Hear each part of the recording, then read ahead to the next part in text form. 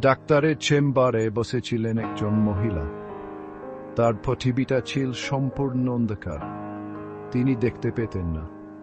Doctor বাবু ছিলেন খুবই দয়ালু। তিনি একটা অপারেশনের কথা বললেন। এই অপারেশনের মাধ্যমে মহিলার দৃষ্টি ফিরে পেতে পারেন। মহিলা ভয় পেলেন।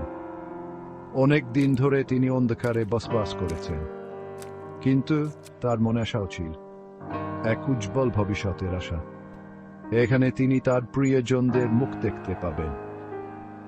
ডাক্তার অপারেশনের ঝুঁকিগুলো ব্যাখ্যা করলেন, সাথে সাথে সুফলগুলোও বললেন। মহিলা মনোযোগ দিয়ে শুনলেন। তিনি জানতেন এটি একটি গুরুত্বপূর্ণ সিদ্ধান্ত। অপারেশনের দিন এলো। মহিলার খুব উত্তেজনা হচ্ছিল, তবু তিনি প্রস্তুত ছিলেন। অপারেশনটি অনেক ঘন্টা ধরে চলে। ডাক্তার খুবই সূক্ষ্মতার সাথে কাজ করেন। অপারেশন শেষ হলে মহিলাকে অপেক্ষা করতে হলো চোখ খোলার জন্য। অবশেষে সেই মুহূর্তে এলো। তিনি আস্তে আস্তে চোখ খুললেন। প্রথমে সবকিছু ঝাপসা দেখালো, তারপর আস্তে আস্তে সবকিছু পরিষ্কার হতে শুরু করেছে।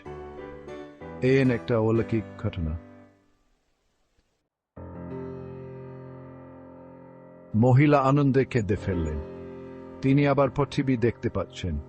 রং, আকার, মুখ সবকিছুই ছিল সুন্দর। তিনি মনে প্রাণে ডাক্তারকে ধন্যবাদ জানালেন।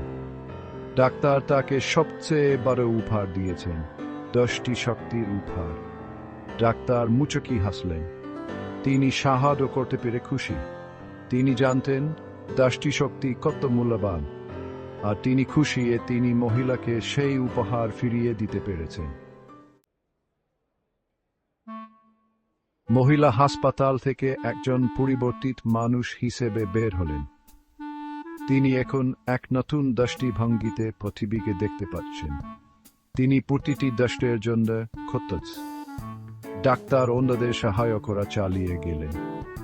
তিনি তার দক্ষতা দিয়ে অনেকের জীবনে আলো এনে দিলেন। তিনি জানতেন এ 10টি শক্তির উপহারই সবচেয়ে বড় উপহার।